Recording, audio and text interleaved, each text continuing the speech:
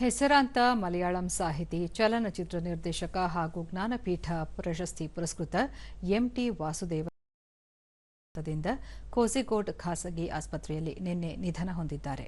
ಅವರಿಗೆ 91 ವರ್ಷ ವಯಸ್ಸಾಗಿತ್ತು. ಕೆಲ ದಿನಗಳ ಹಿಂದೆ ಅಸ್ವಸ್ಥಗೊಂಡಿದ್ದ ಅವರನ್ನು ಆಸ್ಪತ್ರೆಗೆ ದಾಖಲಿಸಲಾಗಿತ್ತು. ಎಂಟಿ ಎಂದೇ ಪ್ರಸಿದ್ಧರಾಗಿದ್ದ ಅವರು ಒಟ್ಟು 9 ಕಾದಂಬರಿ, 19 ಸಣ್ಣ ಕಥೆಗಳ ಸಂಕಲನಗಳನ್ನು ರಚಿಸಿದ್ದರು. 6 ಚಲನಚಿತ್ರಗಳನ್ನು ನಿರ್ದೇಶಿಸಿದ್ದ ಅವರು 54 ಚಿತ್ರಗಳಿಗೆ ಚಿತ್ರಕಥೆ ಬರೆದಿದ್ದರು. ಅವರ 4 ಕೆಟ್ಟು ಕಾದಂಬರಿಯನ್ನು ಮಲಯಾಳ ಸಾಹಿತ್ಯದ ಮೇರುಕೃತಿ ಎಂದೇ ಪರಿಗಣಿಸಲಾಗುತ್ತದೆ.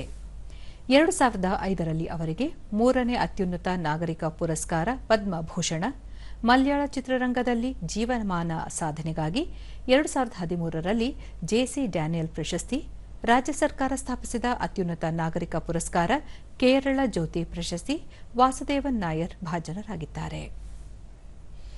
ಎಂಟಿ ವಾಸುದೇವನ್ ನಾಯರ್ ನಿಧನಕ್ಕೆ ಪ್ರಧಾನಿ ನರೇಂದ್ರ ಮೋದಿ ಸೇರಿದಂತೆ ಹಲವರು ಸಂತಾಪ ಸೂಚಿಸಿದ್ದಾರೆ.